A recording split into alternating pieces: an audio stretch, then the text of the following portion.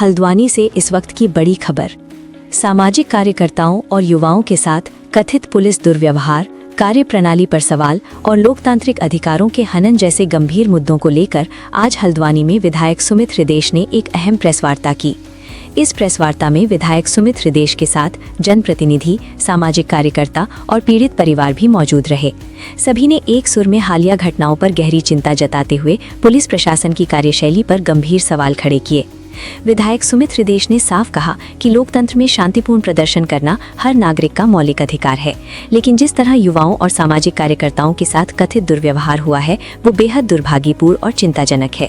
उन्होंने आरोप लगाया कि पुलिस प्रशासन निष्पक्ष तरीके से काम नहीं कर रहा, बल्कि सत्ता पक्ष के दबाव में कार्यकर्ता नजर आ रहा है, जो लोकतंत्र की मूल भावना के खिलाफ है। उन्होंने ये भी कहा कि निर्दोष सामाजिक कार्यकर्ताओं को फर्जी मामलों में फंसाकर उन्हें अपराधी बनाने की कोशिश की जा रही है, जिसे किसी भी सूरत में स्वीकार नहीं किया जाएगा। मदरसन कंपनी में वेतन वृद्धि की मांग को लेकर शांतिपूर्ण धरना दे रहे कामगारों के समर्थन में पहुंचे सामाजिक कार्यकर्ता पीयूष जोशी, राज्य आंदोलनकारी हरीश पनेरू और छात्र महासंघ अध्यक्ष आशीष कबड़वाल के खिलाफ की गई पुलिस कार्रवाई को उन्होंने दमनकारी नीति का उदाहरण बताया। साथ ही उन्होंने स्पष्ट किया कि कांग्रेस हमेशा जनहित के आंदोलनों के साथ खड़ी रहेगी और आम जन को न्याय दिलाने के लिए हर संभव संघर्ष करेगी। वहीं हरीश पनेरू और आशीष कबड़वाल ने आरोप लगाया कि शांतिपूर्ण आंदोलनों को दबाने की कोशिश की जा रही है और लोगों को फर्जी मुकदमों में फंसाने का डर दिखाकर आवाज को कुचलने का प्रयास हो रहा है, जो लोकतंत्र के लिए बेहद खतरनाक संकेत है। प्रेस वार्ता के दौरान माहौल उस वक्त भावुक हो गया जब समाज सेवी पीयूष जोशी की माता पुष्पा जोशी ने अपने बेटे के साथ हुए कथित दुर्व्यवहार का दर्द बयान किया। उन्होंने आरोप लगाया कि पुलिस द्वारा उनके पुत्र के साथ मारपीट की गई, जिससे उसके गले पर चोट के निशान है।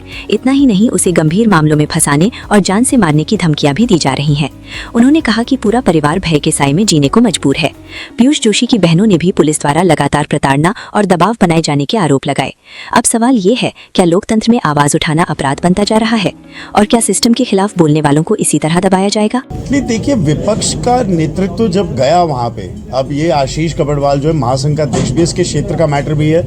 कई ऐसे बच्चे जो कॉलेज में पढ़ते, जो मदरसन में भी काम करते, उन्होंने बुलाया कि हमारा प्रदर्शन हो रहा है, तो ये तो लोकतांत्रिक व्यवस्था का एक हिस्सा है। इन्होंने तो ना किसी को उकसाया, ना किसी को कुछ गलत कहा। ये तो सबसे यही कह रहे थे कि हम आपका साथ देंगे, आप ऐसी लोकतांत्रिक तरीके से अहिंसा के रास्ते से अपना प्रदर्शन करिए। इसके साथ जो बदसलूकी हुई, भाई 23 कॉलेजों का अध्यक्ष है, वो कुमाऊं यूनिवर्सिटी का अध्यक्ष है। कुमाऊं यूनिवर्सिटी के अध्यक्ष के साथ अगर मारपीट होगी और अगर ऐसी बदसलूकी होगी तो कैसे चलेगा? तो यह स्वीकार है। हरीश पनेरू जी को बताओ 12 घंटे जेल में रख दिया। पीयूष को डरा रखा, उसकी मम्मी और बहनें आई हुई हैं। 24 घंटे उसको रखा। कमल कफलटिया जी को रख दिया, पत्रकार को। तो ऐसे थोड़ी ना होता है। आप लोकतंत्र में भाई सबके लिए हैं, सरकार सबके लिए होती है, पुलिस सबके लिए होती है, लेकिन अगर आपको काम ही केवल बीजेपी के लिए करना है तो बिल्ला पहन लीजिए बीजेपी का, वो बेहतर होगा। रैलीज में भी भीड़ आप ही लोग ला रहे हो। सिडकुल में कैसे बसें भरी हैं, कितनी 500 बसें कैसे भरवाई हैं, क्या पता नहीं लोगों को? सबको पता है पूरी कहानी।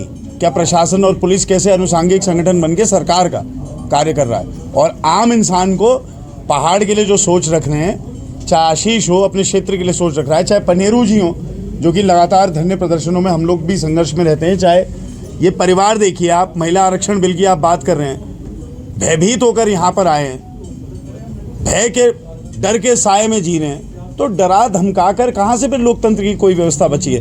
या तो फांसीवाद का वो घोषणा पत्र ही जारी कर दो ना कि फांसीवाद आ गया है पूरी तरीके से, और पुलिस हमारा तंत्र है, हमारी एसएस है, तो कर लो। ऐसा करना क्या योजना है आपकी? नहीं, योजना यही है, क्योंकि विशेष सत्र भी आ गया है। उसके तुरंत बाद मेरी यशपाल आर्य जी से भी बात हुई थी, गोदियाल जी से भी बात हुई थी। गोदियाल जी आ भी रहे हैं बल्कि। तो हम लोग बड़ा प्रदर्शन करेंगे, क्योंकि जिला पंचायत चुनाव से लेकर अब तक हमने पुलिस की कार्यप्रणाली जो देखी है अत्यंत दुखदायी है, पीड़ादायक है और लोकतंत्र पे बहुत बड़ा प्रहार है। देखिए, जिसके भी इशारे पे पुलिस ऐसा व्यवहार कर रही है, गलत है और ये निंदनीय है।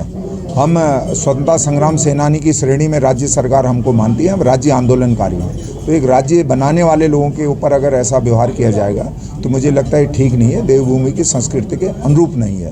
इस पर पुलिस को सुधार करना चाहिए और लोकतंत्र में, डेमोक्रेसी में सबको अपनी बात कहने का अधिकार है, संविधान के दायरे में रहकर। अगर संविधान के दायरे से अलग कोई जाता है तो आप उसको डिटेन करिए, आप उसको गिरफ्तार करिए, आप उसको यातना दीजिए, हम उसमें मना नहीं कर रहे हैं। लेकिन हरीश पनेरू खाली मिलने गया था और आपने उसको जो है 10 घंटे थाने में बंद कर दिया, तो मुझे लगता है ये गलत है। ये आने वाले समय में इसका जवाब सरकार को भी देना पड़ेगा और पुलिस को भी देना पड़ेगा। पहले तो फोन आया था मेरे बेटे को कि यहाँ आकर के मदरसा में वो गया, उसका यूं आप लोगों ने सबने देखा हो, ये पकड़ के पूरा गला, यहाँ पूरी उंगलियां छपी थी और उसको धमकी दे रखी कि तू बिल्कुल कहीं वो शराब पकड़वा रहा है, कहीं स्मैक पकड़वा रहा है, तुझे हम छोड़ेंगे नहीं, कहीं रोड में तुझे रोड एक्सीडेंट में दिखा देंगे कर रखा है। कौन कह रहा था ये बात? पुलिस कह रही थी। अब पता नहीं किसका दबाव है, क्या है, उसको कहीं भी घर से, हमको अगल बगल वाले नहीं आ रहे, हमारे घर में डर के मारे। ये वाली बात किसने कही? सुनने में आ रहा है हमारे ना, हम लोग मतलब किसी ने किसी से कहा होगा तो हमारे कानों में। उस बच्चे को मैंने अपने घर में रखा, उसकी तबीयत खराब है,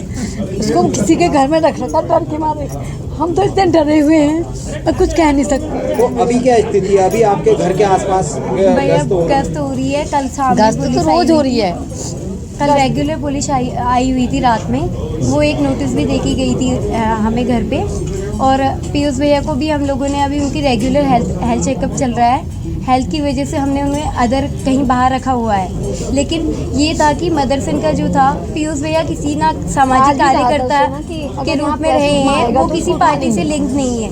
वो पार्टी से लिंक ना होने के बाद भी उन्हें कमल मिश्रा वहीं के कार्यकर्ता हैं, उनका कॉल आता है कि भैया आप आइए, कंपनी हमारी मांगे पूरी नहीं कर रही है। तो कंपनी मांगे पूरी नहीं कर रही है तो आगे क्या हमें वो करना है, आप मार्गदर्शन दें। तो पीयूष भैया ने ये बोला था वहाँ पे कि आप पहले ये देखिए कि कानूनी तरीका क्या है। आपने वहाँ पे बैठने का नोटिस लिया है, परमिशन ली है, कुछ लिया है, तो आप मुझे बताइए। तो उसके बाद पीयूष भैया वहाँ पे गए हुए थे, उन्हें बुलाया गया था फ़ोन से, वो खुद नहीं गए हुए थे, उन्हें बुलाया, वहाँ के कर्मचारियों ने बुलाया था। तो ये था कि वहाँ पे कर्मचारियों ने बुलाया, उसके बाद फिर उन्होंने बातचीत हुई। पीयूष भैया ने वहाँ पे भी मतलब कर्मचारियों के साथ में वो एक लीगल जो उन्हें कर्मचारियों ने बताया कि हमारी ये मांगे हैं, उन्होंने एक ज्ञापन बनवाया, उन्होंने पूरा प्रॉपर 200 से अधिक कर्मचारियों के उसमें हस्ताक्षर करवाए, प्रॉपर उन्होंने लीगली जो प्रोसीजर होता है वो उन्होंने फॉलो करवाया। उन्होंने बच्चों से ये बोला कि आपके पास फैक्ट्री के अंदर बैठने का राइट नहीं है, तो आप ऐसा कीजिए कि 500 मीटर दूर बैठिए। उन्होंने 500 मीटर दूर बैठने की बात हुई।